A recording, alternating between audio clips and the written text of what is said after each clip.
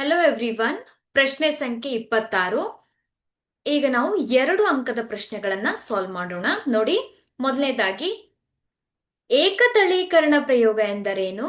ಮೆಂಡಲರ ದ್ವಿತಳೀಕರಣ ಪ್ರಯೋಗದ F2 ಪೀಳಿಗೆಯಲ್ಲಿ ದೊರೆತ ಸಸ್ಯಗಳ ಅನುಪಾತವೇನು ಅಂತ ಕೇಳಿದ್ದಾರೆ. ನೋಡಿ, ಮೊದಲನೇದಾಗಿ ಏಕತಳೀಕರಣ ಎಂದರೇನು ಅಂತ ನೋಡೋಣ.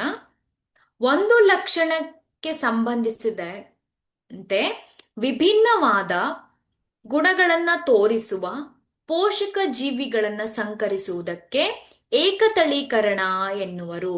ನೋಡಿ, ಒಂದು ಲಕ್ಷಣ, ಫಾರ್ ಎಕ್ಸಾಂಪಲ್ ಏನನ್ನ ತೆಗೆದುಕೊಂಡಿದ್ದೇವೆ ನಾವು, ಆ ಸಸ್ಯದ ಹೈಟ್ ಅಂದ್ರೆ ಎತ್ತರಕ್ಕೆ ಸಂಬಂಧಿಸಿದ ಹಾಗೆ ಗುಣವನ್ನ ತೆಗೆದುಕೊಂಡಿದ್ದೇವೆ. ಅಲ್ಲಿ 2 ವಿಭಿನ್ನ ಗುಣವನ್ನ ನಾವು ನೋಡ್ಬೋದು ಅಲ್ವಾ.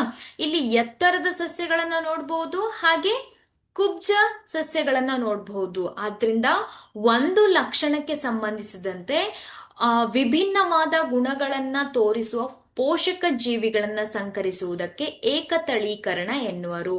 ಹಾಗಾದ್ರೆ ಇಲ್ಲಿ ದ್ವಿತಳೀಕರಣದ ವ್ಯಕ್ತರೂಪ ಅನುಪಾತವನ್ನ ಕೇಳಿದ್ದಾರೆ. ನೋಡಿ, ದ್ವಿತಳೀಕರಣ ಪ್ರಯೋಗದ ಪೀಳಿಗೆಯಲ್ಲಿ ದೊರೆತ ಸಸ್ಯಗಳ ಅನುಪಾತವೇನು ಅಂತ ಕೇಳಿದ್ದಾರೆ. ಅದನ್ನ ನಾವು 9:3:3:3:1 ಈ ಅನುಪಾತವನ್ನ ನೆನ್ಪಿಟ್ಕೊಳ್ಳಿ. ಅದು ದ್ವಿತಳೀಕರಣ ಪ್ರಯೋಗದಲ್ಲಿ ದೊರೆಯುವಂತಹ ಸಸ್ಯಗಳ ವ್ಯಕ್ತರೂಪ ಅನುಪಾತ. Thank you.